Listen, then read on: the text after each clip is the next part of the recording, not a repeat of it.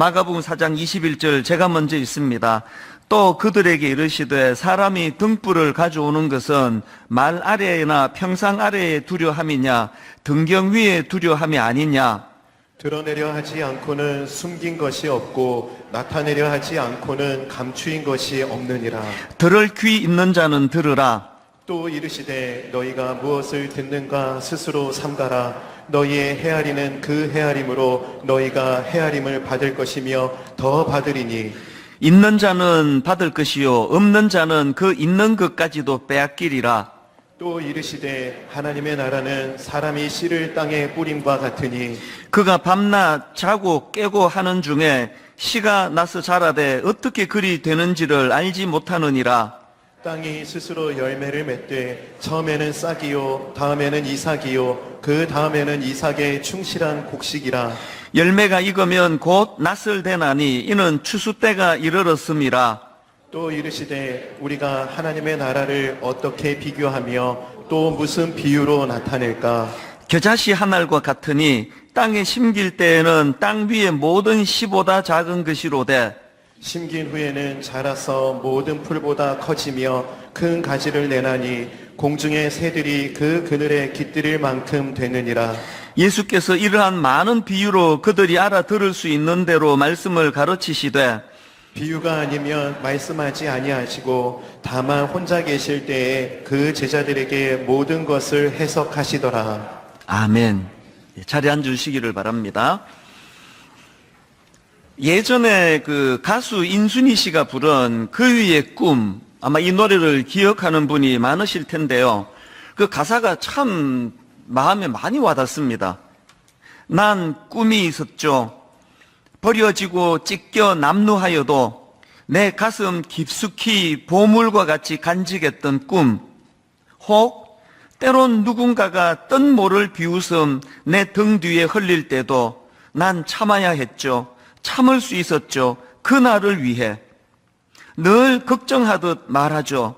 헛된 꿈은 독이라고.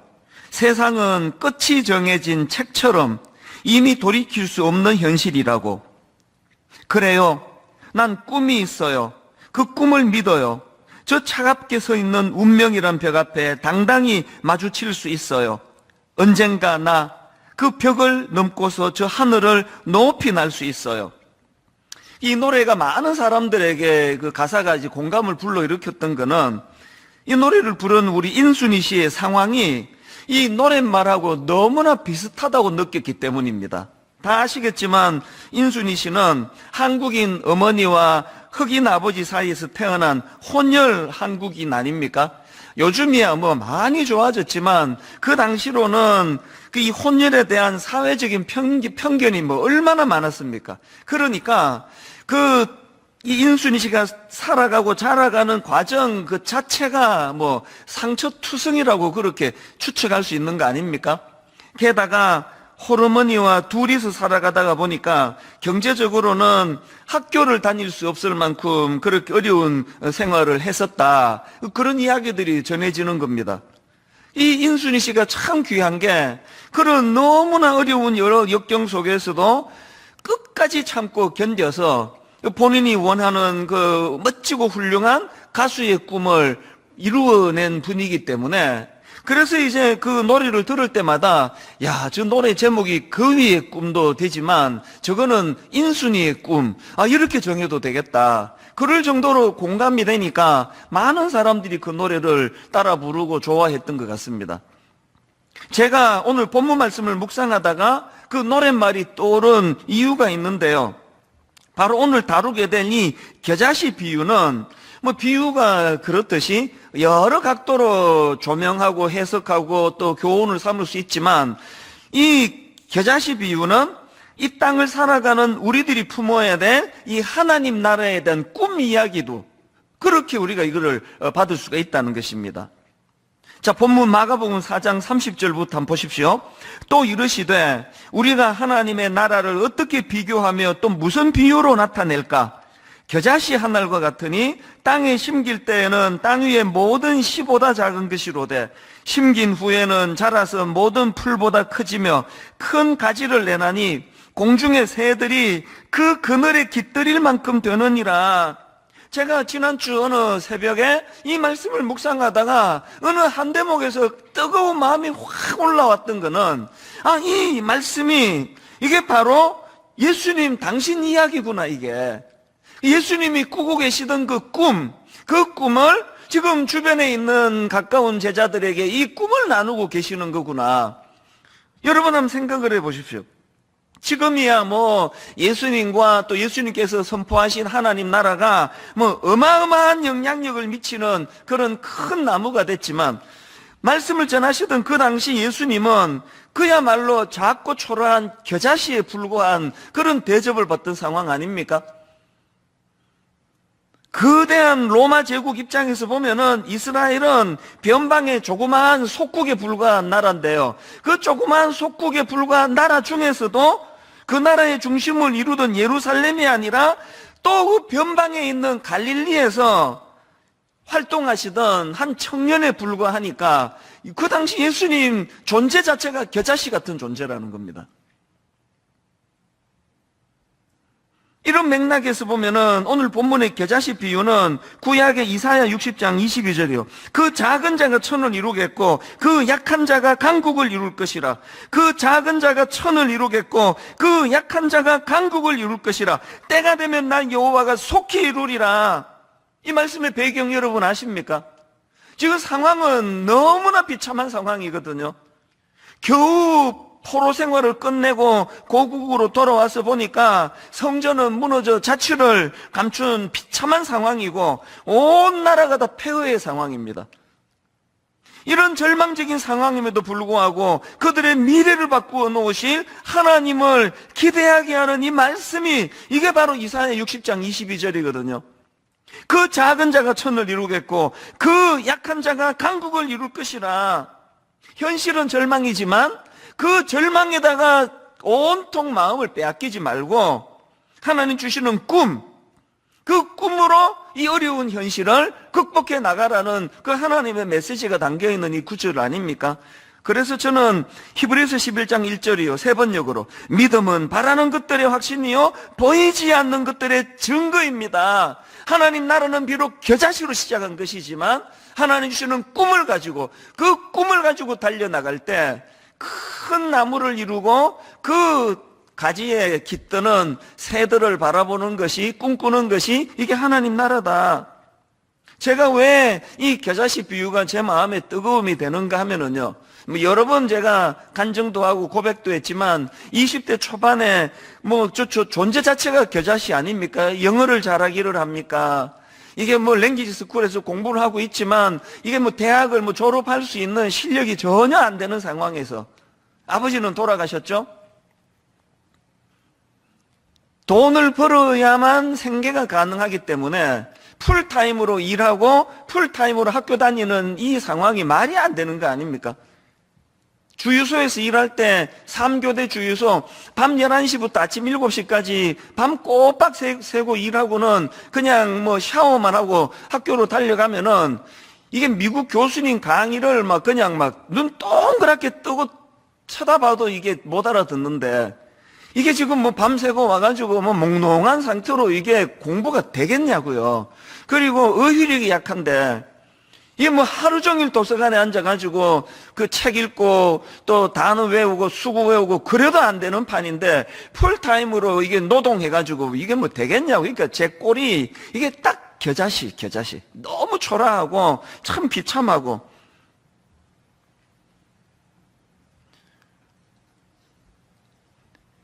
믿음은 바라는 것들의 확신이요. 믿음은 바라는 것들의 확신이요. 보이지 않는 것들의 증거입니다. 제가 그때 뭐 그 남루한, 그리고 뭐 브랜드 옷을 입기야 했겠습니까? 그냥 낡아 빠진 청바지 입고 1년 12달 똑같은 티셔츠 입고 다니고 초라하지만, 그래서 제가 막 돌아다니면서 니들 내 지금 초라하게 보이니 우습게 보지 마라. 내가 30년 뒤에 분당 우리 교회에서 내가 큰 목표를 할 거라고. 가평 우리 마을과 1만 성도 파송 운동을 내가 꿈꾸면서 내가 앞으로 내 인생이 꿈 자체일 거라고. 내 그렇게 하고 떠들고 다녔으면요, 나 병원에 아마 입원했을 거예요. 저 과대 망상증 환자라고. 말을 못했죠. 당연히 안 했죠. 초라한 형색은 초라하게 살아야 되는 거 아니냐고, 그 어린 마음에. 그러나 여러분, 믿음이 뭐라고 그럽니까? 바라는 것들의 확신이라니까, 보이지 않는 것들의 증거라니까. 가슴이 뜨거운 걸 어떡합니까? 그것 때문에 낙심이 되지 않는 걸 어떡합니까? 내가 지금 뭐 경제적으로 어려운 거지, 내 존재가 비참한 거냐고. 막 저 자신에게 계속 믿음으로 선포하고 다짐했던 게 그거 아닙니까? 이찬수, 너 이렇게 하고 끝낼 인간 아니라고. 네 아버지가 기도하다가 돌아가셨는데 어떻게 네가 이렇게 끝내? 제가 저보고 막 하는 이야기, 저보고 막 말 거는 거는 20대 때부터 계속 했던 것 같아요. 믿음은 바라는 것들의 확신이라는 거예요. 그래서 막 거목이라고 그렇게 거만 떨고 있으면 그건 벌써 믿음에서 이탈한 거예요. 우리는 하나님 앞에서 겨자씨예요. 그리고 하나님의 이름의 능력 때문에 어떤 경우라도 자기를 포기하지 않고 낙심하지 않고 큰 꿈을 꾸어 나가는 거. 오늘 우리가 다루게 될 이 겨자씨 비유도 이런 맥락으로 읽어야 된다고 생각을 하는데요. 오늘 읽은 본문은 크게 세 단락으로 이루어져 있습니다. 첫 번째 단락은 21절부터 25절까지 말씀인데요. 이 첫 번째 단락의 핵심을 한마디로 정리하라면 이렇게 정리합니다. 하나님의 말씀을 좀 주의 깊게 들으라. 이게 첫 번째 단락의 포인트입니다. 자, 21절, 22절. 또 그들에게 이르시되 사람이 등불을 가져오는 것은 말 아래에나 평상 아래에 두려 함이냐 등경 위에 두려 함이 아니냐. 드러내려 하지 않고는 숨긴 것이 없고 나타내려 하지 않고는 감추인 것이 없느니라. 뭘 의미하는가 하면요, 이 말씀의 핵심은 하나님 나라의 비밀은 감추어 두는데 목적이 있는 게 아니다. 가능한 한 널리 알리는데 그 목적이 있다. 이걸 강조하고는 그 다음 24절 또 이르시되 너희가 무엇을 듣는가 스스로 삼가라. 너희의 헤아리는 그 헤아림으로 너희가 헤아림을 받을 것이며 더 받으리니. 이 말씀의 포인트는요, 너희에게 무슨 말씀이 들려지는지 주의해서 들으라는 거예요. 주의해서. 그러니까 이 첫 번째 단락인 21절부터 25절까지 해서 강조되는 것은 이 비밀을 얻고 못 얻고는 듣는 자의 태도에 달려있고 그만큼 듣는 자의 책임이 강하다. 이거를 지금 강조하고 있는 게 첫 번째 단락이고요. 그 다음에 두 번째 단락인 26절부터 29절까지의 말씀의 포인트는 이겁니다. 하나님 나라는 하나님의 주권적 통치에 의해 이루어져 가는 것이다. 자, 26절을 보십시오. 또 이르시되 하나님의 나라는 사람이 씨를 땅에 뿌린 것 같으니 그가 밤낮 자고 깨고 하는 중에 씨가 나서 자라되 어떻게 그리 되는지를 알지 못하느니라. 땅이 스스로 열매를 맺되. 여기 보면은요, 지금 예수님 비유가 그런 속성을 가지고 있는데 하나를 강조하기 위해서 지금 주님이 과장법을 구사하고 계시는 거예요. 농부가 한 일은 아무것도 없습니다. 씨 뿌린 거 말고는 농부가 한 게 하나도 없고요. 이후에 씨가 자라는 과정에서 하나님 나라의 농부의 열심과 상관없이 스스로 자라는데, 이거는 하나님 나라에 뭘 강조하느냐? 하나님 나라는 인간의 수고와 노력에 의해, 인위적인 노력에 의해서 이루어지는 게 아니라 오직 하나님의 주권적 통치와 다스림으로 이루어진다는 겁니다. 분당 우리 교회 지난 19년을 돌아보면서 이 말씀을 부인할 사람이 누가 있습니까? 분당 우리 교회 지난 19년을 되돌아보면은 이게 하나님이 하신 거지, 이게 인간이 한 거라고 말하면 그게 뭐 정상적인 사고를 하는 게 아닌 거예요. 우리 동기 중에서도 진짜 탁월한 목사님들이 많으시고 한국 교회에 뭐 어마어마한 탁월한 분이 많으신데 왜 이 찬수 목사를 분당 우리 교회 담임 목사로 세우셨을까? 그 대답 간단해요. 성도들 헷갈리지 말라고. 이마 탁월한 목사가 지금 담임 목사가 되면 헷갈릴 거 아닙니까? 이 교회가 지금 이렇게 은혜로운 게 저게 목사 탓이요, 하나님 은혜요. 헷갈릴 게 하나도 없잖아요. 여러분은 답 딱 나오는데. 어른 목회도 해본 적이 없고 어리버리한 제가 담임 목사로 있는 거는 딱 하나님의 일하심, 이거는 농부가 일한 게 아니라 하나님의 주권적인 은혜로, 이 사실을 통해서 저는요, 이 본문 27절 그가 밤낮 자고 깨고 하는 중에 씨가 나서 자라되 어떻게 그리 되는지를 알지 못하느니라. 우리 목사들이 이 구절 잊어버리면 큰일 납니다. 그 자꾸 쓸데없이 자기가 설교를 잘해서 그렇다느니, 교회 몫이 좋아서 그렇다느니, 주차장이 잘 돼서 그렇다느니, 프로그램이 좋다느니, 이런 소리가 그게 다 헛소리예요. 잘 모름. 이게 정답입니다.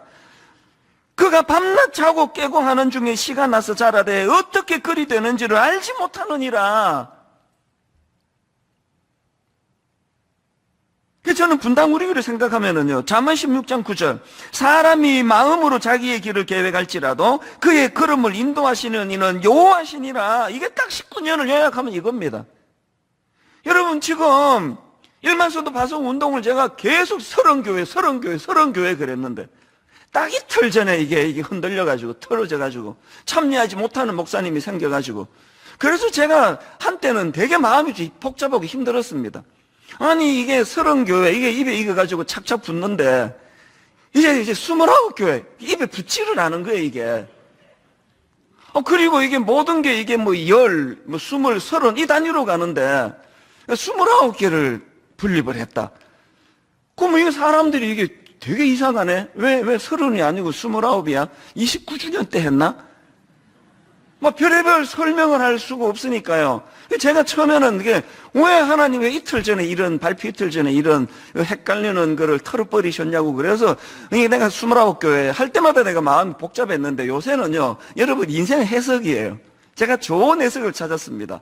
제가 요즘은요, 30은요, 30이라는 숫자는 이 인간이 만든 숫자예요. 인간 머리로 만든 숫자고 29이라는 숫자는요, 하나님의 인준하신 숫자입니다. 이렇게 제가 해석을 하고 나니까 그냥 29교회 이럴 때마다 하나님의 은혜가 거기에 스며들고 하나님의 다스림, 하나님의 통치가 느껴져서 내가 29교회가 되게 마음이 좋습니다. 그리고 인간이 계획한 거 뜻대로 안 되는 거거든요. 그랬더니 어떤 순장님이 진짜 영적으로 해석을 잘 해줬습니다. 아니, 그렇게 목사님 헷갈리시느냐고. 전에는 30교회 플러스 분당 우리교회 하니까 분당 우리교회 위에 있는 것처럼 군림하는 것처럼 느껴졌는데, 이제 29 플러스 1, 분당 우리교회 포함해서 30교회 다 채워진 거 아니냐고. 또 조금 전에는 어떤 분이 또 홈페이지 글을 올렸더라고요. 액처 29. 사도행전 28장까지 있는데 29장은 우리가 이루어가는 거니까 29교회가 그게 성경적이라. 주님이 이 말씀으로 천하를 만드셔서 예수 믿는 사람 말 엄청 잘해요. 이제 다 이제 회복이 됐습니다. 무슨 말씀으로? 잠언 16장 9절. 사람이 마음으로 자기의 길을 계획할지라도. 이찬수 목사가 암만 당회와 더불어 며칠 고민하고 몇 달 고민하고 몇 년을 고민하고 30이라는 숫자를 만들어도 그의 걸음을 인도하시는 이는 여호와시니라. 그래서 제가 인위적으로 이틀 만에 어디 한 목사님 구해가지고 39색 맞추고 그래서 아무 일도 없었던지 한다면 그건 하나님 앞에 가정스러운 일이에요. 주시는 대로, 이끄시는 대로. 그게 하나님이 주도하심 아닙니까? 그런가 하면은 28절을 보십시오.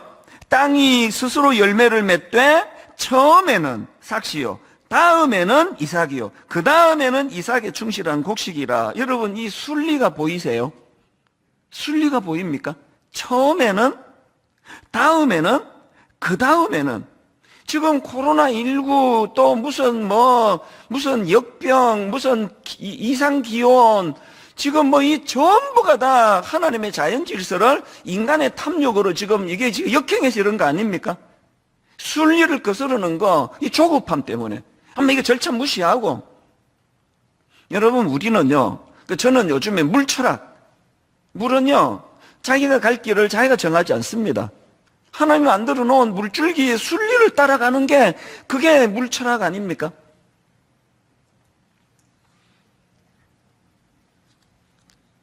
오늘 본문의 구조를 잘 보시면은 이 겨자씨 비유를 주시기 전에 앞에 두 단락으로 이 전제를 주시는데요. 이것들을 잘 정리하고 그리고 나서 이제 이 겨자씨 비유 말씀을 다시 읽어보면은 굉장히 마음에 와닿는 게 많을 겁니다. 자, 다시 겨자씨 비유를 보십시오. 30절, 32절까지입니다.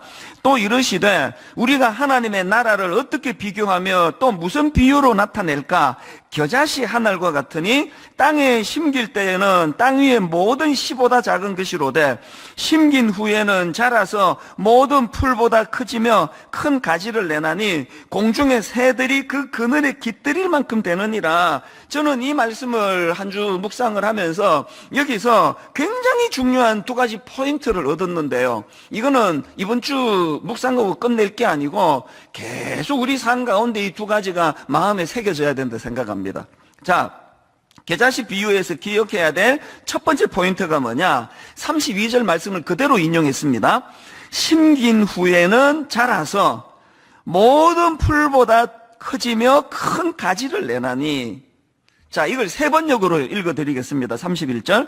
겨자씨와 같으니 그것은 땅에 심을 때에는 세상에 있는 어떤 씨보다도 더 작다. 그러나 심고 나면 자라서 어떤 풀보다 더 큰 가지들을 뻗어. 지금 이 31절부터 나오는 겨자씨 비유에서 강조하는 게 뭐냐? 이게 시작과 결과의 대조 아닙니까? 여기서 지금 주님이 강조하시는 건 시작과 결과의 대조예요. 그래서 가장 작은 것을 상징하느라 겨자씨를 주님이 지금 사용하시는 거거든요. 시작과 결과의 대조, 이 뭐냐? 하나님 나라의 원리는요, 겨자씨라는 너무나 작고 초라한 것으로 시작해서 그것이 어떻게 해요? 어떤 나무보다 더 큰 가지를 뻗어나가는 풍성한 결과로 열매를 맺는다. 제가 앞에서 말씀드렸듯이 주님이 이 말씀을 선포하실 때 세상에 어떤 신이요 왕으로 임하고 능력으로 임하고 그 무슨 그 신화들 한번 보세요. 가장 낮고 천한 곳에서 가장 보잘것없는 한 아기로 나오는 신은 예수님밖에 없거든요. 하나님 나라의 원리예요. 겨자씨로 시작, 겨자씨. 사실 이 주님이 주시는 이 꿈은요, 신구약 전체를 어우러는 하나님이 주신 꿈인데 그 첫 출발이 구약 아브라함 아닙니까? 창세기 22장 17절 18절 내가 너희에게 큰 복을 주고 너희의 씨가 크게 번성하여 하늘의 별과 같고 바닷가의 모래와 같게 하리니 내 씨가 그 대적의 성문을 차지하리라. 또 내 씨로 말미암아 천하 만민이 복을 받으리니 이는 내가 나의 말을 준행하였음이니라 하셨다 하니라. 지금 아브라함이 이 하나님의 약속의 말씀을 받을 때는요, 무슨 하늘의 별 같은 자손들, 뭐 바닷가의 모래 같은 자손은 고사하고 자녀가 한 명도 없었습니다. 그래가지고요, 이 말씀을 받을 때 부부가 웃었어요. 하나님의 농담이 썰렁해. 이게 아재 개그 같은 거예요. 진짜 하나님 연세가 많으셔서 엄청 썰렁하다, 농담이. 아니 지금 자녀가 제가 한 명도 없는데 무슨 바다의 모래와 같은 하늘의 별 같은 자녀를 주신다고 웃었어요. 웃으면서 시작했는데요. 근데 여러분 창세기 21장 5절 6절을 보십시오. 아브라함이 그의 아들 이삭이 그에게 태어날 때에 백세라 사라가 이르되 하나님이 나를 웃게 하시니 듣는 자가 다 나와 함께 웃으리로다. 맨 처음에 부부가 웃었던 거는 이건 비웃음이었는데요, 지금의 이 웃음은 너무너무 진지한 웃음 아닙니까? 감사의 웃음, 기쁨의 웃음. 이게 겨자씨의 꿈입니다. 오늘 여러분들이요, 어우 나는 너무 무성한 나무인데 이미 신앙에서 지금 이탈한 교만한 자예요. 하나님 나라는 겨자씨예요.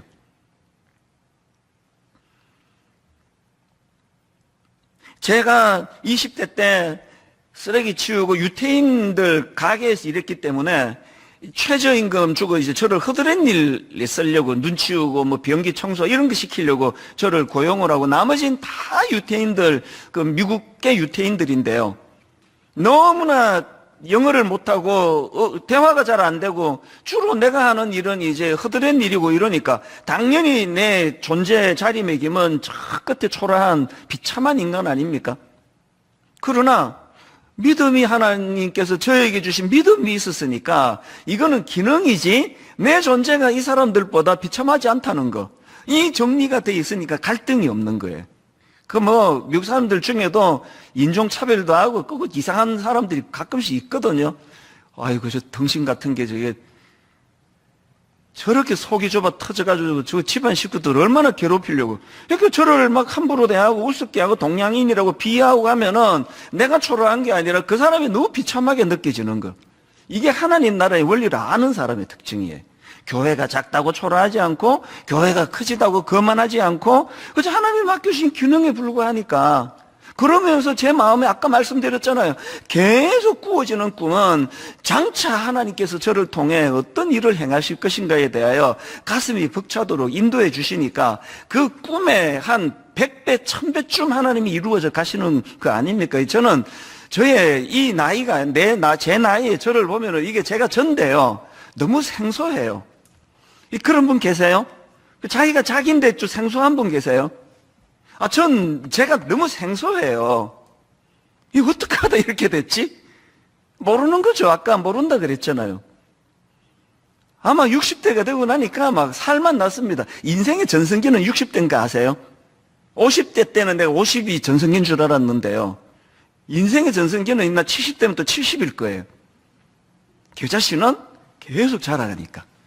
점점. 우리 교회에 산부 예배에 머리 백발이 성성한 어른들이 많으시니까 뵐 때마다 정말 저는 너무 좋아요. 누가 나이가 드는 게 초라한 거라 그럽니까? 누가 은퇴한 게 은퇴입니까? 미국에서는 은퇴를 리타이어라 그러죠. 타이어 갈아 끼우는 게 은퇴. 하도 열심히 달려가지고 타이어가 낡아가지고 새 타이어 갈아 끼니까요. 진짜 은퇴는 죽을 때 장례식 때 은퇴식이 벌어지는 거거든요. 꿈꾸시기 바랍니다. 겨자씨로 시작했지만 지난주 말씀드렸잖아요. 내 바닥 내 시작이 내 밑바닥 변기 청소하는 거 쓰레기 치우는 거로 시작했는데 떨어지면 어디로 떨어지게 이보다 더 떨어질 때 있습니까? 맨 바닥에 시작했는데 맨 겨자씨로 시작했는데 이게 오늘 우리가 담아야 될 첫 번째 교훈이고요. 두 번째 교훈이 뭐냐? 32절 말씀을 그대로 인용했습니다. 그 그늘에 깃들일 만큼 되느니라. 32절을 풀로 읽어드릴게요. 심긴 후에는 자라서 모든 풀보다 커지며 큰 가지를 내나니 공중의 새들이 그 그늘에 깃들일 만큼 되느니라. 작년 이맘때 제가 마태복음 13장을 가지고 겨자씨 비유를 설교했던 기억이 있는데요.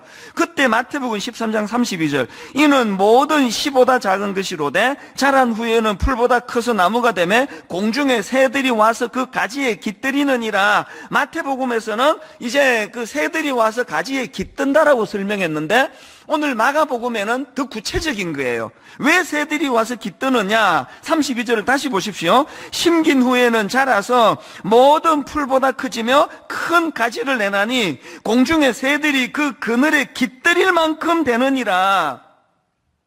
왜 새들이 모여든다고요? 그늘이 있어서 그렇대, 그늘이. 그래서 제가 이 말씀을 묵상하다가 많이 울컥울컥 했는데요. 이 찬양이 저를 여러 번 울컥하게 만들었습니다. 십자가 그늘 밑 그늘 아래 나 쉬기 원하네.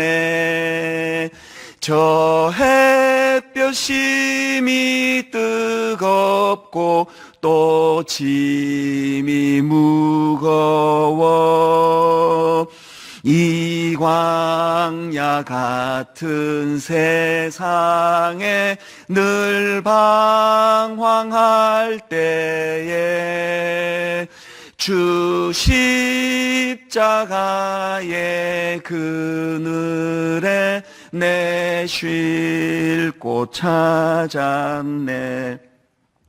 이 광야 같은 세상에 늘 방황할 때에 주 십자가의 그늘이 내 쉴 곳 찾았네. 요즘에 일만수도 파수 운동을 앞두고 많은 생각이 겹치다 보니까요. 그 어릴 때 생각이 자꾸 나는 거예요. 그래서 오늘 그런 간증이 많은데요. 20대 때 저는 죽고 싶었거든요. 실질적으로 미시간 호수에 가서 요도로 떨어져 고통만 없으면 내가 그냥 죽었으면 좋겠다. 그런 생각을 엄청 많이 했는데 저를 살려준 게 교회예요, 교회.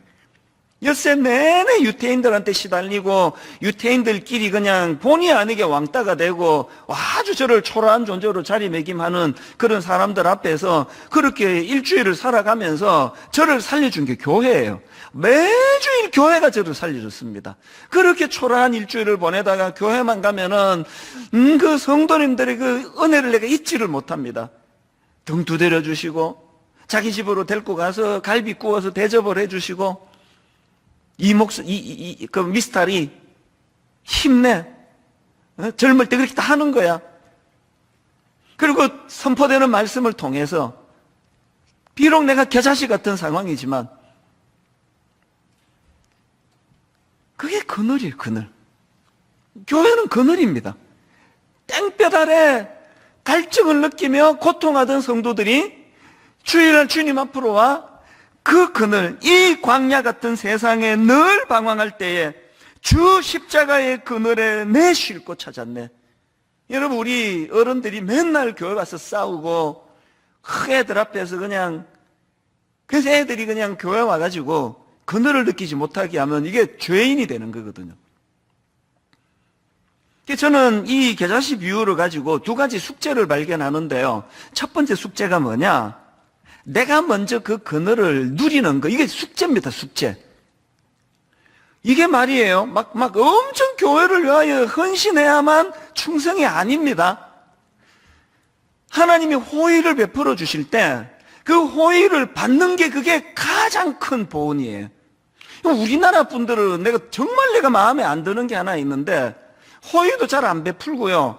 남이 베푼 호의도 잘 받을 줄을 몰라요. 저는 그 교회로 가다가 여기 무슨 백화점 있잖아요. 그러면 이제 문 열고 들어가면 조금만 뒤따라오면은 문 열고 기다려줘요.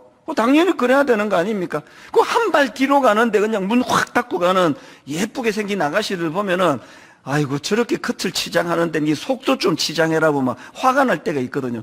이 코 막 깨질 뻔한 적이 한두 번입니까? 저는 조금 거리가 있어도 뒤에 사람이 온다 싶으면 안 가고 이게 열고 기다리고 있는데요. 근데 진짜 웃기는 사람들이 그렇게 성의를 가지고 호의를 베푸는데 이렇게 열고 이렇게 하는 두 짝이 있는데 내가 지금 들고 기다리는데 저쪽을 지가 열고 가. 아니 진짜 그 열받는 일 아닙니까? 얼굴이 화끈거려요. 네 같은 호의 내가 안 받고 싶다 이거를 말하는 것 같아서. 잘 들으세요. 주를 위하여 몸 바쳐 충성하는 게 충성이 아니고요. 주님이 보여주신 호의를 감사함으로 누리는 게 그게 믿음입니다. 우리의 숙제가 뭡니까? 십자가로 만들어주신 주님의 그늘을 누리셔야 돼요. 그 그늘 아래 우리가 하나님 앞에 은혜를 감사하면서 그걸 누리셔야 합니다. 두 번째 숙제가 나만 누리지 말고 땡볕에 서 있는 복음을 모르는 수많은 영혼들에게 그 그늘을 전해줄 책임이 있다는 겁니다. 저는 지난 한 10여 년 동안 너무 무거운 숙제를 제게 주셔가지고 무슨 1만 수도 파송 운동 듣지도 보지도 못한 운동을 주시고 또 드림센터 사회 환원이라고 하는 이 무거운 짐을 또 맡겨주시고 가평 우리 마을 분당 우리 목회 막 감당하기 어려운 짐으로 허덕거렸는데 우리 주님이 놀랍게도요 언젠지는 내가 기억이 안 납니다. 우리 주님이 저에게 제가 지고 있는 모든 짐을 꿈으로 다 바꾸셨어요. 그때부터 이 많은 짐들이 저에게 행복이 됐습니다. 1만 수도 파송 운동, 저에게 두 가지 꿈이 있거든요. 지금은 너무나 힘들고 어려워하고 참 눈물 짓는 분이 많으시지만 저에게 꿈이 있습니다. 첫 번째 꿈이 뭐냐? 5년 뒤, 10년 뒤에 이 목사님이 처음에 선포할 때는 내가 분당 우리 교회 왜 떠나야 돼? 어떻게 떠나야 돼? 걱정이 많았는데 5년이 지나고 보니까 이게 하나님 뜻이었노라고 너무 행복하다고. 교회가 막 2만 명 넘어가고 이래서 이게 거기서 사람 대접도 못 받았는데 이렇게 나누어진 교회에서 너무 기쁘게 신앙생활한다. 우리 모든 성도님들이 이런 결과가 있기를 이게 제 꿈이 됐습니다. 그래서 막 29 예비 담임 목사님들 막 엄청 내가 닥달하는 거예요. 사람 많이 모이는 걸 성공적인 목회라 절대로 하지 맙시다. 일 많이 하는 교회가 행복한 게 아니라 성도들이 복음의 그늘 아래서 쉼을 누릴 수 있는 교회를 만들어 드리자고. 이 꿈이에요. 그런가 하면 일만수도 파송 운동과 관련된 두 번째 꿈이 뭐냐? 정말 우리만 잘 되는 교회가 아니라 그 지역에 있는 작은 교회들과 같이 더불어 손을 맞잡고 같이 꿈을 꾸고 미자립 교회에게 꿈을 같이 나누어 주고 이런 일들을 이제 곳곳에서 벌이게 될 꿈이에요. 너무너무 가슴 벅찬 꿈입니다. 그런가 하면은 지금 두 번째 제가 갖고 있는 이제 우리 교회 드림센터 사회화는 이제 여기 자리 잡으면 이제 제일 큰 숙제가 남았습니다. 저는 오늘도 꿈을 꿔요. 지하 5층, 지상 11층 전부가 다 우리가 기정한 드림센터에서 젊은이들이 춤을 추고 젊은이들이 꿈을 꾸는 공간이 되기를 원해요. 교통이 좋잖아요, 저기가. 저는 한 1층, 2층 그냥 제가 꾸는 꿈에 전문가들이 따로 하겠지만 다 트고 예수 믿는 사람, 안 믿는 사람 구분 짓지 말고 취업이 안 돼서 죽을 것 같은 젊은이들이 막 숨이 안 쉬어진다. 그 드림센터 가서 숨 좀 쉬고 오자. 그런 공간이 되기를 원해요. 이제 자살하고 끝내야 되겠다. 나 죽어야 되겠다. 그 사람들이 떠올려지는 공간이 되기를 바랍니다. 목회자 청년, 크리스찬 청년, 난크리스찬 청년, 장애인 청년, 꿈이에요. 이제 우리가 사회에 환원하는 저 드림센터를 통하여 놀라운 하나님의 꿈이 펼쳐지게 될 줄로 믿습니다. 가평 우리 마을도 마찬가지입니다. 이제는 더 이상 저에게 가평이 짐이 아니에요. 저의 꿈이에요. 가평 우리 마을이 심긴 후에는 자라서 모든 풀보다 커지며 큰 가지를 내나니 공중의 새들이 그 그늘에 깃들일 만큼 되느니라. 진짜 가평이 이렇게 될 줄로 믿습니다. 모든 지친 이들이 그곳에 와. 그래서 위크니스라고 하는 이 컨셉을 우리 교회의 전문가가 잡아줬는데요. 약자들이 숨 쉴 수 있는 곳, 장애인과 비장애인들이 꿈을 꾸면서 그 동산을 만들어 나가고 모든 우리 성도님들이 마음이 좀 힘들면은 가평에 한번 다녀갈 때가 됐구나. 거기서 주님이 만드시는 영적인 그늘 아래 충전이 일어나는 곳. 여러분 지금 가평 우리 마을 이거 하나님이 하시는 게 이게 확실한 게요. 아니 그 뿌띠 프랑스를 설계하신 건국대 교수님께서 가평 우리 마을의 꿈을 들으시고 지금까지 모든 설계 얼마나 아름답게 건축이 됐는지 아십니까? 모든 설계를 재능 기부로 설계 다 하시고 지금도 일주일에 한 번씩 사례비 한 푼 받지 않고 거기서 꿈을 꾸고 계시는 게 이게 너무 신기한 거 아닙니까? 이 랜드의 박성수 회장님 너무너무 저는 감사하거든요. 아니 저랑 만나 대화를 한번 하기로 했습니까? 차를 한 잔 같이 마셨습니까? 뜬금없이 그 회장님께서 당신의 꿈으로 받아주셔가지고 세상의 고급 직원 2명을 파송을 해주셔가지고요. 가평이 그때부터 잡히기 시작한 겁니다. 저는 그 권사님, 연로하신 권사님의 엄청난 금액을 헌금하는 그게 내 마음의 부담이었고요. 2만 평 땅을 기증하신 그분이 나중에 보고 이거 교회 수양관 치우라고 내 땅 기증했냐고 그렇게 되지 않도록 만들기 위해 4, 5년을 내가 괴로운 시간을 보냈지만 이제는 저는 확신합니다. 하나님께서 가평 우리 마을을 통해서 지친 자들의 복음의 그늘을 만들어주는 공간이라고. 그래서 저는 여러분 오늘 과감하게 제가 헌금을 좀 부탁을 하려고 하는데요. 아시죠 저를? 헌금 강조 안 합니다. 저는 어떤 생각이냐, 교회가 어떤 일에 대한 준비도 안 됐는데 헌금 많이 할까봐 저는 걱정하는 사람이에요. 교회가 일할 거리도 안 돼 있는데 헌금만 많이 들어오면은 돈이 쌓여가면 그 하나님 앞에 직무유기이기 때문에 저는 헌금 많이 들어오는 걸 겁내는 사람인데요. 그래서 제가 헌금 강조 안 했잖아요. 건축 헌금 한번 했습니까? 가평을 위해서 헌금해 주시기를 바랍니다. 홈페이지에 계좌번호를 올려드렸거든요. 이미 너무나 많은 분들이 고맙게 헌금에 동참하지만 턱없이 모자랍니다. 이제 하나님 이 가평 우리 마을은 분당 우리 교회가 아닙니다. 곧 재단 만들어서 넘길 거고요. 29교회가 함께 운영할 거고요. 한국의 모든 뜻 있는 자들이 이 가평 우리 마을을 같이 만들어 가기를 원합니다. 오늘 저는 결론의 말씀을 이렇게 맺기를 원합니다. 32절을 다시 보십시오. 심긴 후에는 자라서 모든 풀보다 커지며 큰 가지를 내나니 공중의 새들이 그 그늘에 깃들일 만큼 되느니라. 겨자씨 같은 존재라서 초라하게 생각하지 마시고 하나님이 여러분 내면에 복음으로 심어주신 그 큰 나무를 이룰 꿈을 꾸는 게 그리스도인이고요. 그리고 이미 하나님이 만들어 주신 이 놀라운 복음의 그늘을 누리시는 겁니다. 하나님의 호의를, 십자가의 호의를 누리시는 거예요. 그리고 우리만 누리지 말고 땡볕에 있는 믿지 않는 수많은 영혼들에게 그 그늘을 소개하고 안내하는 거. 가평 우리 마을이, 우리 드림센터가, 일만성도 파송운동이, 이 교회 존재 자체가 그런 그늘을 제공하는 교회가 되기를 주님 이름으로 축원합니다. 35절부터 41절 오늘도 다 자리에서 일어나셔서 하나님의 말씀을 받들어 봉독하도록 하겠습니다. 마가복음 4장 35절 제가 먼저 읽습니다.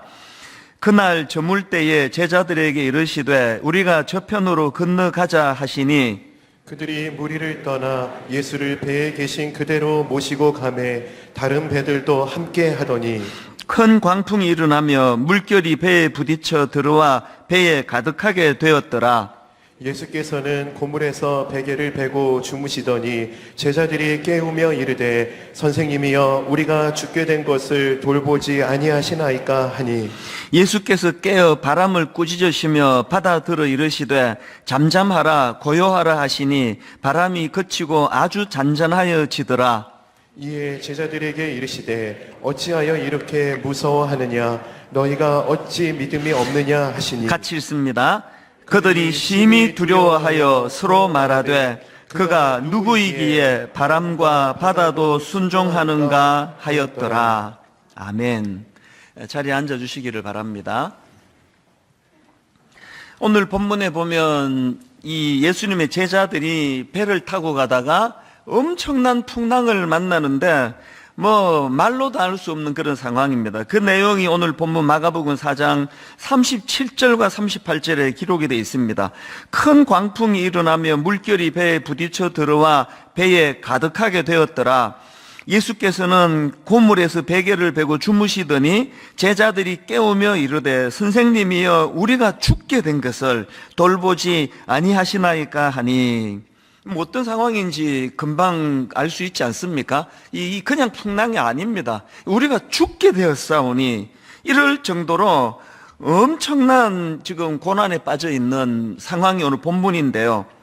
저는 이런 내용을 다루고 있는 본문 말씀을 묵상하다가 그 책 제목 하나가 불쑥 떠올라졌는데요. 살면서 쉬웠던 날은 단 하루도 없었다. 아마 많은 분들이 제목 자체에 아마 공감을 많이 하리라 생각하는데 저도 또 이제 이 제목 때문에 책을 구입한 케이스입니다. 이 책을 딱 폈더니 눈에 들어오는 글 하나가 있었습니다. 삶의 무게가 느껴질 나이부터는 언제나 버티기가 삶의 기조였고 어떻게 하든 이번 일만 잘 버티고 넘기자라는 말을 수천 번 넘게 마음속으로 되뇌며 살아왔다. 이 책의 저자는 유명한 만화가입니다. 예전에 광수생가 굉장히 인기를 누렸던 만화가인데요. 아니 이렇게 성공한 만화가로 기억되는 이분조차도 살면서 쉬웠던 날은 단 하루도 없었다.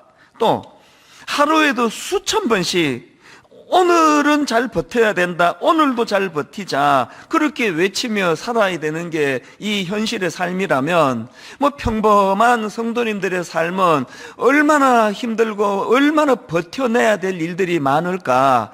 그런 생각을 하니까 참 마음이 아픈 겁니다. 그런가 하면 이 본문 말씀을 묵상하다가 떠오른 책 제목이 하나 더 있는데요.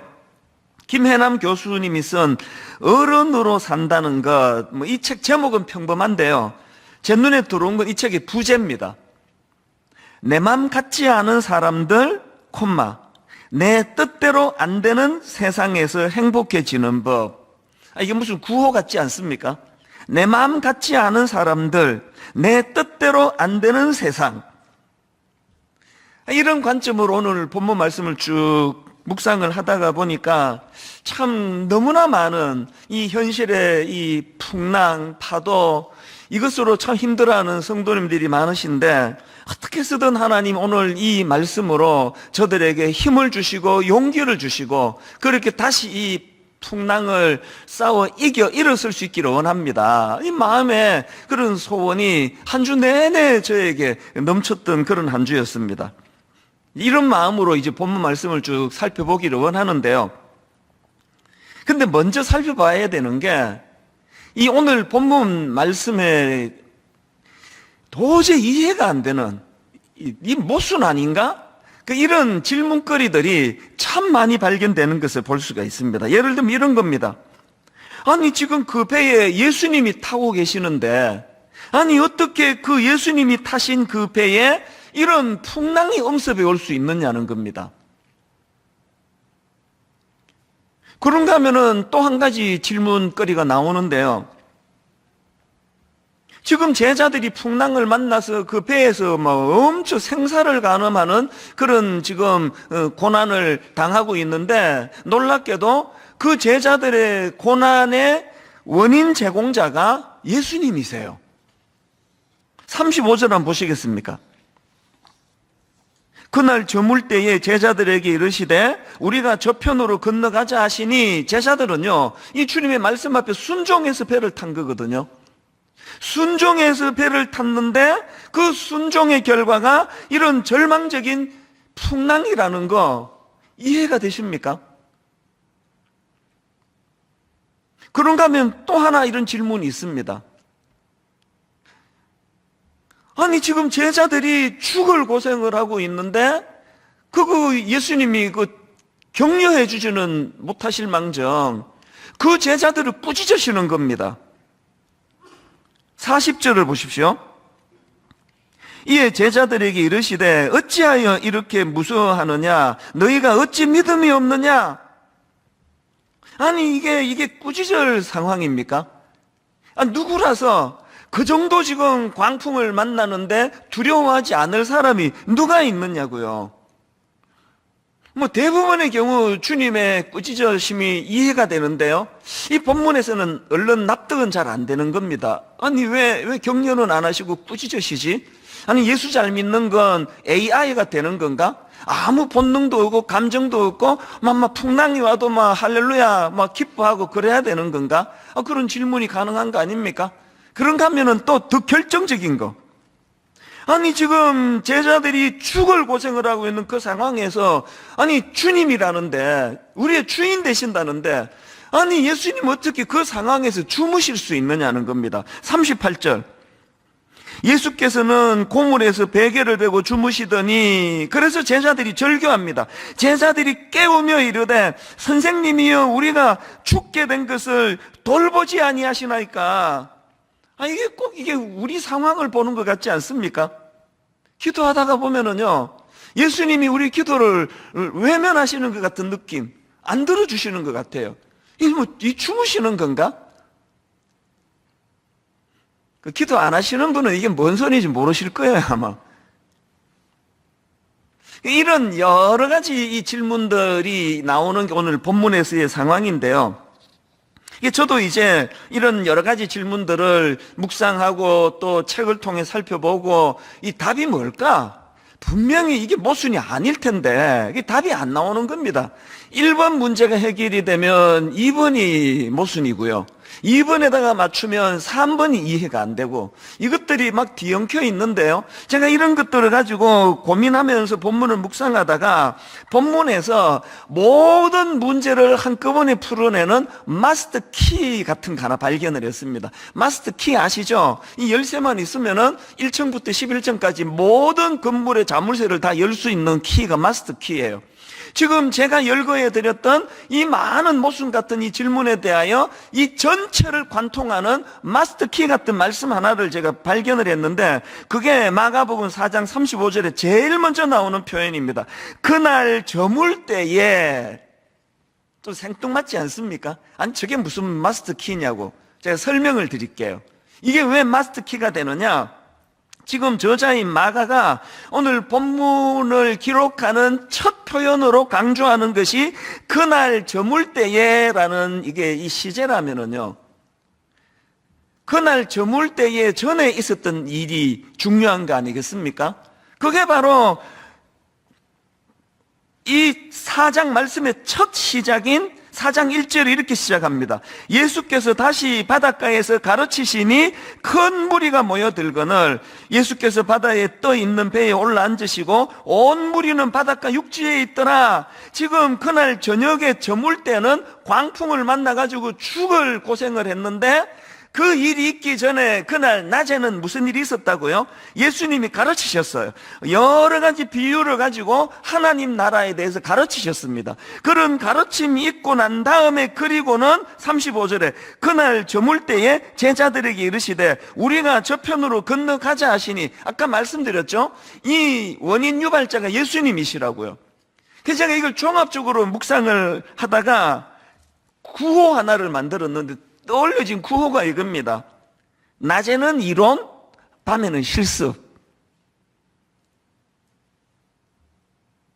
낮 동안에는 하나님 나라에 대한 이론을 가르치신 거잖아요. 주님이 말씀으로. 그리고는 저녁에 그 가르치신 하나님 나라의 원리를 가지고 이것을 실습한 거예요. 실습. 왜 이런 실습이 필요할까요? 고린도전서 4장 20절 하나님의 나라는 뭐에 있지 않고 말에 있지 않고 오직 뭐에 있다고요? 능력에 있습니다. 오늘 한국교회가 진짜 더 강인한 하나님 나라를 꿈꾸는 성숙한 공동체가 되려면요 이 성경 말씀을 통하여 하나님 나라에 대한 말씀도 받아야 되지만 실습해야 돼. 실습.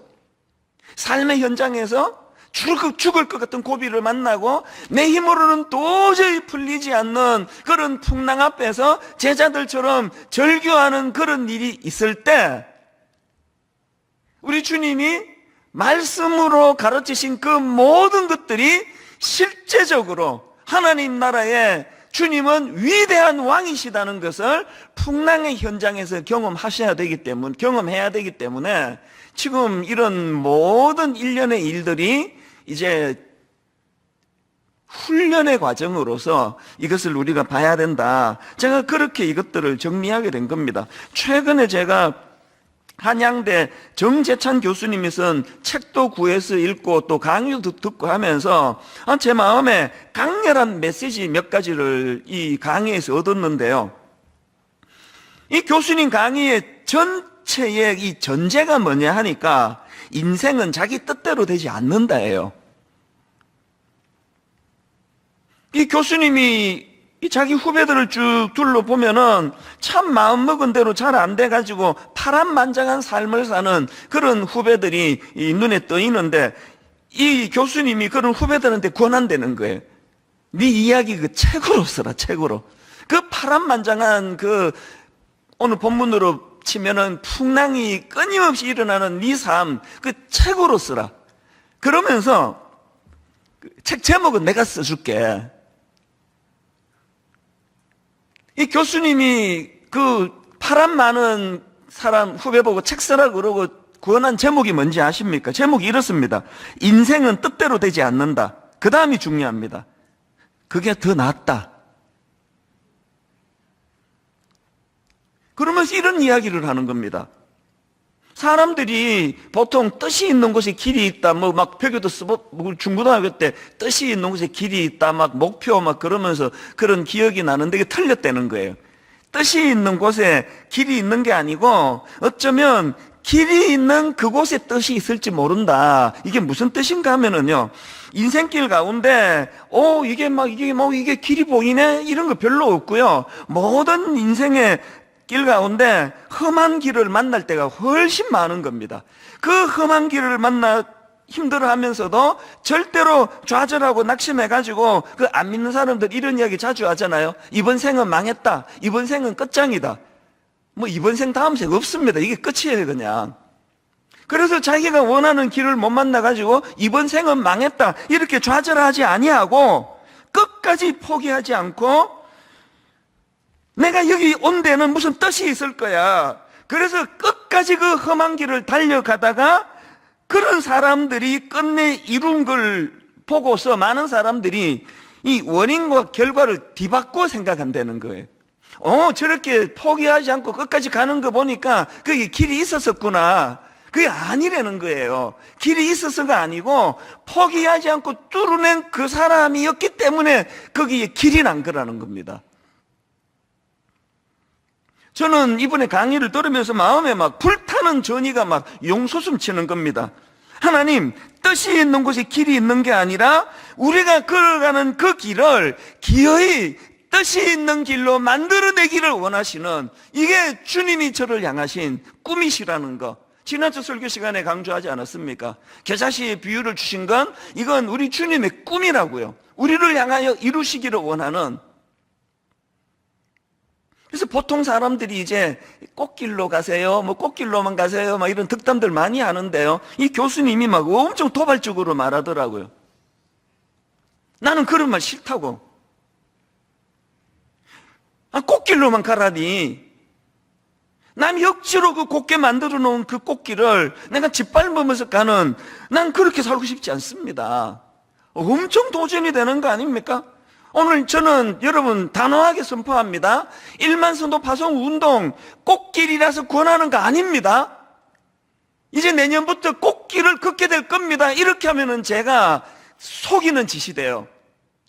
여러분, 1만 성도 파송 운동은 그 길이 꽃길이어서가 아니라 열악하고 험한 길이 있을지 모르지만 반드시 우리가 뚫어내야 될 길, 주님의 이름의 능력으로 만들어내야 되는 꽃길을 만들어야 우리 자녀들이, 우리 후손들이, 우리 후배들이 그 꽃길을 누릴 수 있게 해주자는 이 꿈으로 하는 것이 1만 성도 파송 운동입니다. 그래서 계속 강조하잖아요. 당장에 내년에 그냥 꽃길을 걷듯이 행복한 걸 추구하는 게 아니라 그 주님의 이름의 능력으로 꽃길을 만들어내는 꿈으로 가는 거기 때문에 너무 빨리, 그래서 저는 지금 우리 29 그 예비 담임 목사님들한테 막 엄청 제가 몰아붙이거든요. 힘들 거예요, 아마.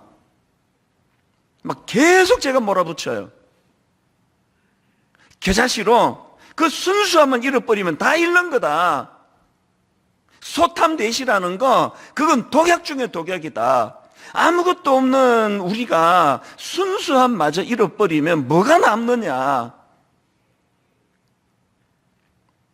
이 말씀을 들으시는 모든 성도님들 마음 안에 뜻이 있는 곳에 길이 있다. 꽃길만 걸으세요. 이건 신앙인의 길이 아닙니다. 오늘 풍랑 만난 제자들의 그 상황과 현실을 이런 관점으로, 우리 인생길도 마찬가지입니다. 아무런 고난이 없고 순탄해서, 그래서 진짜 돌아보니까 꽃길만 걸었네. 그 길 잘못 간 거예요. 그 길 우리가 가야 되는 길 아닙니다. 꽃길만 걸을 것 같으면 1만 성도 파송 운동 시작도 안 했을 거예요. 이런 관점으로 본문을 살펴보면서 저는 오늘 본문을 중심으로 이렇게 인생의 풍랑이 찾아올 때 기억해야 할 것들, 이거를 본문을 중심으로 한 3가지 정도로 정리를 해봤는데요. 여러분, 우리 삶의 풍랑이 찾아올 때 뭘 기억해야 됩니까? 첫째, 풍랑을 훈련으로 인식하기. 앞에서 다 말씀드렸습니다. 여러분, 우리가 겪는 모든 고난을 다 훈련이라 말하기는 어렵습니다. 구약의 요나 선지자 보세요. 요나가 만난 풍랑은 그건 그 미련한 자기가 자초한 거예요. 그 안 해도 되는, 피해도 되는 고난인데요. 중요한 게 뭔지 아십니까? 요나는, 자, 먼저 요나서 1장 3절 4절, 자기가 미숙해서 안 겪어도 되는 고난을 요나서 1장 3절 4절에 이렇게 기록합니다. 그러나 요나가 여호와의 얼굴을 피하려고 일어나 다시스로 도망하려 하여 욥바로 내려갔더니 마침 다시스로 가는 배를 만난지라 여호와의 얼굴을 피하여 그들과 함께 다시스로 가려고 배삭스를 주고 배에 올랐더라. 4절 보세요. 여호와께서 큰 바람을 바다 위에 내리심에 바다 가운데 큰 폭풍이 일어나 배가 거의 깨지게 된지라. 이거를 두고 거룩하게 이렇게 갖다 붙이면 안 됩니다. 이거는 안 겪어도 되는 미련해서 얻은 풍랑이거든요. 그런데 여러분, 이렇게 미련한 정말 그 선지자 같지도 않은 요나지만요, 요나에게서 우리가 배워야 되는 게 뭔지 아십니까? 이렇게 안 겪어도 되는 풍랑을 만나버린 요나가 그것을 어떻게 승화시키느냐. 여러분 요나서 2장 1절 2절을 보십시오. 요나가 물고기 뱃속에서 그의 하나님 여호와께 기도하여 이르되 내가 받는 고난으로 말미암아 여호와께 불러 아뢰었더니 주께서 내게 대답하셨고 내가 스올의 뱃속에서 부르짖었더니 주께서 내 음성을 들으셨나이다. 아니 기왕에 만나버린 풍랑인데 어떡하냐고요. 기왕에 겪고 있는 이 풍랑인데 이거 분석하고 있는 거 미련한 거예요. 이유야를 막론하고 내게 찾아온 이 고난을, 내게 찾아온 이 풍랑을 훈련의 도구로 만들어버리는 겁니다. 대표적인 인물이 욥 아닙니까? 여러분이 욥기 맨 마지막에 어떻게 끝나는지 아십니까? 욥기 42장 2절과 3절을 보십시오. 세 번역입니다. 주님께서는 못하시는 일이 없으시다는 것을 이제 저는 알았습니다. 주님의 계획은 어김없이 이루어진다는 것도 저는 깨달았습니다. 잘 알지도 못하면서 감히 주님의 뜻을 흐려놓으려 한 자가 바로 저입니다. 깨닫지도 못하면서 함부로 말을 하였습니다. 그리고는 유명한 5절 말씀. 내가 주께 대하여 귀로 듣기만 하였사오나 이제는 눈으로 주를 배웠나이다. 왜 이런 고백이 어떻게 이런 고백이 가능했을까요? 욥에게 고난은 그가 원하는 바가 아니었습니다. 원하지 않는 풍랑을 만나고 원하지 않는 절망적인 고난에 빠졌지만 욥은 하나님의 은혜가 이런 거예요. 욥이 겪었던 그 수많은 고난이 오히려 욥에게 훈련의 도구가 되어서 이런 성숙함, 이런 깨달음. 그래서 왜 전에는 귀로만 들었는데 이제 눈으로 주를 뵙는다 그럽니까? 고난 당해본 사람은 다 아실 거예요. 어마어마한 그 절망적인 고난 앞에서 주인 되시는 주님이 내 피부 가까이 말씀해 주시고 격려해 주시고 길을 가르쳐 주시고 그 주님을 생생하게 경험하면서 그렇게 걸어나가는 풍랑길이다 보니까 그래서 고난을 안 겪어본 분, 이 본문도 보면은요, 낮에 말씀을 듣는 사람은 제자들도 오고 뭐 이 사람 저 사람 다 모였는데요, 저녁에 실습은 누구만 합니까? 제자만 하는 거예요. 고난이 없는 인생, 고난이 있는데도 불구하고 세상적인 말로 정말 재수 없는 일을 겪었노라고, 이런 일은 안 겪어야 된다고, 그렇게 하면서 아무 의미 없이 고난을 당하는 사람들은 이런 의미를 이해를 못합니다. 저는 여러분 주님 이름으로 축복하는데요, 꽃길만 걸으세요 이런 말은 안 합니다. 뜻이 있는 곳에 길이 있다 아닙니다. 길은 우리가 만들어내는 거예요. 그렇기 때문에 기왕에 피할 수 없는 것이 인생의 고난이라면 피할 수 없는 그 고난을 여러분의 성장과 성숙을 위한 훈련 도구로 사용하는 하나님의 자녀들 되시기를 바랍니다. 두 번째로, 풍랑이 찾아올 때 뭘 기억해야 되는지 아십니까? 내 인생의 배에 주님이 계시다는 사실을 자각하기예요. 자각하기. 여러분이 다 아시지만 제자들 중에 상당수가 어부 출신 아닙니까? 그러니까 그게 자기 무대예요. 뭐 그런 풍랑 한두 번 겪었겠습니까? 그런데 오늘 본문에 그 제자들이 경험하는 그 고난의 경험이 예전의 경험하고 두 가지 점에서 차이가 있는데요. 첫 번째 차이가 뭐냐? 지금 자기들이 겪는 그 풍랑은요, 그동안 자기들이 경험했던 것과는 차원이 다른 거예요. 어마어마하게. 그전에는 다 이겨냈습니다. 아니, 이겨냈으니까 살아서 지금 그 배에 타고 있는 거 아닙니까? 근데 지금 겪고 있는 풍랑은요, 자기들이 이길 수 없는 거예요. 그래서 우리가 죽게 됐다 그러지 않습니까? 이게 차이고요. 두 번째 차이가 뭔지 아십니까? 결정적인 건데요, 그 배에 지금 주님이 타고 계시다는 겁니다. 이게 차이점입니다. 이게 뭘 의미하느냐? 최근에 제가 이재철 목사님 설교를 듣다가 참 공감한 부분이 있었는데요, 이런 말씀을 하십니다. 잘 들어보세요. 그 사람이 믿는 믿음의 참된 여부는 그 사람의 종교 행위에 의해서 판가름 나는 것이 아니라 그 사람이 믿는 믿음의 대상에 의해서 판가름되는 것입니다. 이게 무슨 말인지를 이렇게 설명을 하더라고. 들어보세요. 자, 무당을 찾아가서 굿하는 걸 한번 보십시오. 용한 무당 찾아가서 굿 한번 하려면 수천만 원이 든다고 합니다. 그리고 그 정성은 또 얼마나 대단한 겁니까? 무당이 굿하는 동안에 손을 비비며 기도하는 그 모습을 보십시오. 하얀 한복을 입고 밥도 먹지 않고 밤을 새워서 손을 비비며 기도합니다.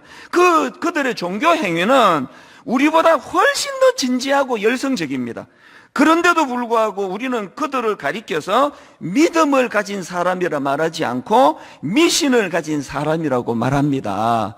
그 목사님의 설교를 듣는데 너무 공감이 되는데요. 결정적인 거, 굉장히 격렬한 말씀으로 그 다음 말씀을 이어가시는데 이렇게 말씀하십니다.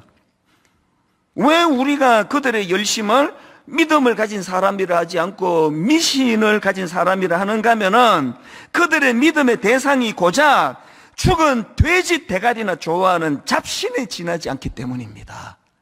엄청 격렬한 표현을 썼는데 정말 마음에 와닿더라고요.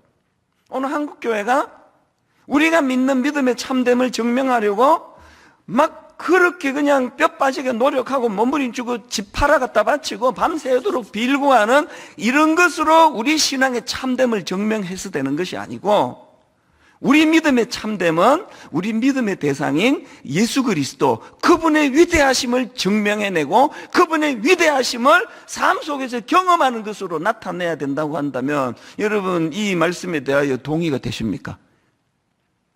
그럼 과연 오늘 분당 우리 교회가 그것을 지금 드러내려고 몸부림치고 있습니까? 오늘 분당 우리 교회가 이찬수 목사 목회 잘함을 드러내는 교회가 되기를 원하십니까? 이 교회가 그까지 그 죽은 돼지 대가리나 좋아하는 그런 잡신과는 비교가 되지 아니하시는 예수 그리스도의 탁월하심이 드러나는 그런 교회가 되려고 몸부림을 치고 계십니까? 지난 금요기도에 오신 분들, 지난 수요 예배에 참석하신 분들, 새벽 기도에 여러분이 구했던 그 모든 기도가 우리 주님은 죽은 돼지 대가리나 줘. 이게 너무 와닿아가지고 계속 반복해서 인용하는 겁니다. 이 죽은 돼지 대가리나 좋아하는 잡신과 달리 우리 주님의 위대하심을 찬양하려고 새벽을 깨우셨습니까? 여러분 신앙의 열심을 드러내려고 새벽을 깨우셨습니까? 뭐가 문제가 지금 우리 한국에 일어나고 있는지를, 우리 믿음의 참된 여부는요, 그런 열심을 내는 종교 행위에 있지 않습니다. 그렇기 때문에 우리는 늘 히브리서 12장 2절 믿음의 주여 또 온전케 하시는 이인 예수를 바라보자. 그리고 그 주님의 위대하심, 우리 주님은 그까지 죽은 돼지 대가리나 좋아하는 그런 잡신과 달리 탁월하신 능력자 되시는 그분이라고. 그게 풍랑 인원 현장에서 제자들이 실습해야 되는 포인트 아닙니까? 그래서 저는 본문 속에서 풍랑을 잠재우시는 주님의 그 모습을 상상만 해도 눈물이 나요. 제가 앞에서 드린 문제 제기 중에, 아니 왜 예수님은 그 두려움에 빠진 제자들을 믿음 없다고 꾸짖으시는가, 왜 격려 안 해주시는가, 답을 제가 가르쳐 드릴까요? 인간 본능을 주님이 뭐라 하시는 게 아니고요, 제가 그 제자들이 꾸지람 받은 핵심 포인트를 38절에서 찾았는데요, 예수께서는 고물에서 베개를 베고 주무시더니 제자들이 깨우며 이르되 선생님이여 우리가 죽게 된 것을 돌보지 아니하시나이까. 아니 여러분, 너무너무 힘든 건 이해가 되는데요, 예수님이 타고 계시는 그 배가 어떻게 망할 수가 있느냐고요. 꾸지람들을 짓어 했습니까? 안 했습니까? 힘든 거 이해가 돼요. 그래서 저는요, 불교에서 인생은 고해다, 야, 그 표현 진짜 잘 만든 것 같아요. 그 불교에서 인생을 고해라고 말한 거는 그 우리 인간의 삶 자체가 끝없는 고통과 괴로움으로 가득 차 있는 거를 그렇게 표현한 건데, 이 표현이 너무 적절한 것 같은데요. 그런데 여러분, 우리 기독교는요, 인생은 고해라는 거 인정하는데 거기에 하나 더 덧붙이면 우리 기독교입니다. 인생은 고해인데 주님과 함께하는 고해라는 거예요. 그냥 고해는 불교. 고해인데 주님과 함께하는 고해다. 이게 우리 기독교. 도대체 여러분은 지금 여러분의 삶의 양식이 불교적입니까? 기독교적입니까? 죽게 되다니요. 우리가 죽게 되었다니요. 한국교회가 망하게 되었다니요. 그런 무엄한 말을 함부로 하시는 거 아닙니다. 인생은 고해인데요. 주님과 함께하는 고해입니다. 교회, 온 몸이 만신창이가 된 거 아는데요. 여러분, 오늘 이 교회는요, 그까지 죽은 돼지 대가리나 좋아하는 잡신이 머리가 아니고요. 왕이신 예수 그리스도가 머리이신 공동체입니다. 교회가 어떻게 망합니까? 그래서 저는 마음에 두 가지 구호를 품고 있습니다. 첫 번째 구호가 예수님을 모시고 사는 내 인생은 절대 망하지 않는다. 이게 제 구호가 되기를 원합니다. 예수님을 모시고 사는 인생 망하지 않는다. 이찬수 목사는 예수님을 모시고 사는 인생이다. 3단 논법. 그러므로 이찬수 목사는 어떤 경우에도 망하지 않는다. 여러분, 주님께 꾸지람 들을 성도들이 많으세요. 막 걸핏하면 죽겠다. 막 눈 뜨면서 죽겠다. 막 죽지 못해서 안다. 오늘 이 시간 이후로요, 무의식적으로 했으니까 봐주실 것 같아요. 오늘 이후로 힘든 건 이해가 돼요. 그러나 여러분, 망하지 않습니다. 어떤 경우도 여러분 망할 수 있는 인생이 아닙니다. 망할 수가 없는 인생입니다. 왜? 주님이 내 인생의 배에 키를 쥐고 계세요. 제가 갖고 있는 두 번째 구호가 이겁니다. 예수님 주신 꿈을 품고 사는 내 인생은 절대 망하지 않는다. 제가 앞에서 제자들 입장에서 낮에는 이론, 밤에는 실습, 그런 말씀을 드렸는데요. 여러분, 그날 낮에 제자들이 배운 게 뭡니까? 바로 앞에 지난주 말씀 기억하시잖아요. 그 앞에 30절부터 32절을 보십시오. 또 이르시되 우리가 하나님의 나라를 어떻게 비교하며 또 무슨 비유로 나타낼까? 겨자씨 한 알과 같으니 땅에 심길 때에는 땅 위의 모든 씨보다 작은 것이로되 심긴 후에는 자라서 모든 풀보다 커지며 큰 가지를 내나니 공중의 새들이 그 그늘에 깃들일 만큼 되느니라. 제가 지난주 설교 제목으로 이걸 위대한 꿈 이렇게 잡았잖아요. 그거 생략된 게 이찬수 목사의 꿈이가 아닙니다. 어느 권사의 꿈이가 아닙니다. 지난주 설교의 위대한 꿈은 생략된 중요한 메시지는 우리 하나님의 위대한 꿈이라는 거예요. 그 하나님의 위대한 꿈을 그날 낮에 제자들에게 겨자씨의 비유로, 그래서 네가 지금은 겨자씨처럼 초라하지만 그 어느 풀보다 그 어느 나무보다 큰 가지를 내서 공중의 새들이 깃드는 그런 인생이 될 것이라는 꿈을 그날 낮에 심어주셨는데 어떻게 그날 밤에 풍랑으로 그 제자들이 죽을 수가 있습니까? 어떻게 그런 일이 있을 수가 있습니까? 이런 점에서 본다면요, 여러분 오늘 설교를 들으시고요, 그리고 다시 지난주 설교로 돌아가셔야 돼요. 다시 지난주 설교, 그 위대한 꿈, 그 하나님의 꿈 설교로 돌아가셔서 다시 지난주 설교를 들으시고 오늘 이 설교를 다시 한 번 더 들어보시기를 바라요. 이 둘은 떼고 읽으면 안 되는 이야기예요. 왜? 이게 세트잖아요. 낮에는 이론, 밤에는 실습. 저는 주님이 내 인생에 계시기 때문에도 망할 수가 없지만 저는 주님이 저에게 주신 이 꿈을 다 이루기까지는 죽고 싶은 마음이 하나도 없습니다. 건강관리 막 얼마나 하는지 아십니까? 막 계단도 막 올라 걸어 다니고 엘리베이터 탈 때도 많지만 막 여기서 막 한 10분 거리를 삥 둘러서 막 40분씩 걷고 우리 집에서 건강관리 제가 제일 잘합니다. 맨날 내 아내한테 이야기해요. 나중에 후회하지 말고 운동 좀 하라고. 그 일찍 죽으면 얼마나 억울하겠냐고. 이 가슴 벅찬 새들이 깃드는 나무를 만들어 주시는 그 벅찬 꿈을 누리면서 우리가 살아야 될 거 아니냐고요. 여러분 안에 계시는 예수 그리스도로 말미암아, 그리고 그 주님이 주시는 꿈으로 말미암아 나는 절대 망하지 않는다, 망할 수 없다. 그래서 주님 앞에 이 고백을 날마다 드리는 여러분들 되시기를 바랍니다. 마지막 세 번째로 풍랑이 찾아올 때 기억해야 될 거, 주님 깨우기 훈련입니다. 38절, 예수께서는 고물에서 베개를 베고 주무시더니 제자들이 깨우며 이르되, 주님이 계시는 거 인식하면 뭐합니까? 깨우지 않으면 여전히 난 내 실력으로 이거 풍랑 잠잠하게 할 수 있다고. 그거 아닙니다. 깨워야 돼요. 주님을 깨우는 행위가 우리로 말하면 뭡니까? 기도잖아요. 기도. 저는 예레미야 33장 2절 3절 읽으면서 여러분이 좀 모순을 느끼면 좋겠어요. 이 모순이거든요, 이게. 자, 예레미야 33장 2절 한번 보십시오. 뭐가 모순이냐? 선포가 이겁니다. 일을 행하시는 여호와, 그것을 만들며 성취하시는 여호와, 그의 이름을 여호와라 하는 이가 이와 같이 이르시도다. 너는 내게 부르짖으라. 내가 내게 응답하겠고 내가 알지 못하는 크고 엄밀한 일을 내게 보이리라. 이거 완전 모순 아닙니까? 3절에서 주님께 부르짖기 전에 이미 일을 행하시는 여호와예요. 부르짖기 전에 이미 그것을 성취하시는 여호와예요.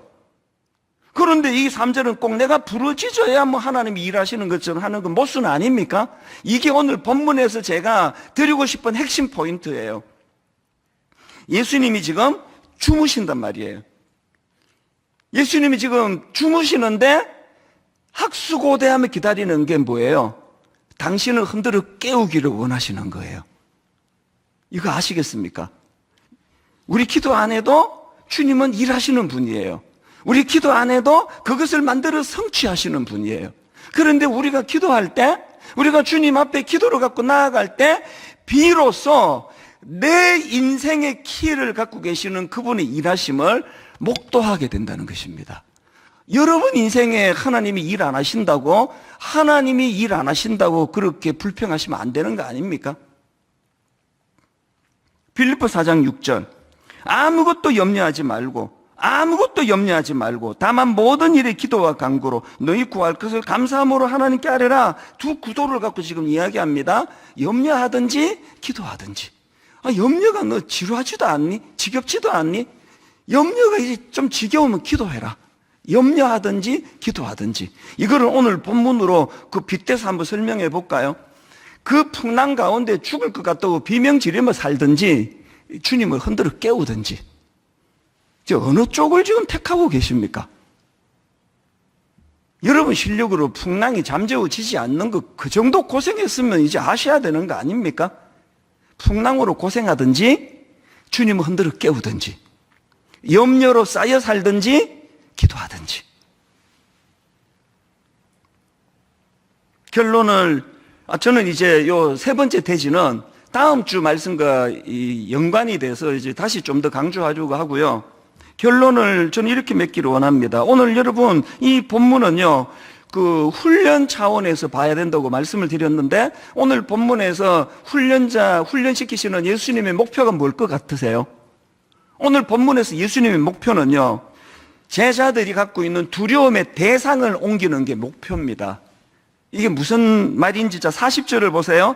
제자들이 지금 갖고 있는 두려움, 이에 제자들에게 이르시되 어찌하여 이렇게 무서워하느냐. 여기서의 무서움은 풍랑이라는 현실 앞에 떨고 있는 두려움이에요. 그런데 그 다음 41절을 보십시오. 그들이 심히 두려워하여 서로 말하되, 그가 누구이기에 바람과 바다도 순종하는가 했더라. 두려움이 옮겨졌어요. 풍랑에서 예수 그리스도에게로. 예수 그리스도를 향한 경외심을 이렇게 표현한 거거든요. 저는 늘 그런 생각을 해요. 진짜 한국 교회가 하나님을 두려워한다면 이렇게 방종할 수 없습니다. 이렇게 제멋대로 목회할 수 없습니다.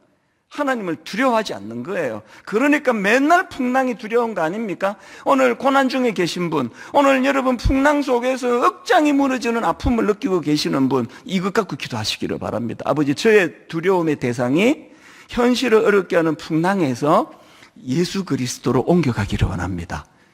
이 교육이 끝나면, 교훈이 끝나면 고난도 그칠 줄로 믿으시기를 바랍니다.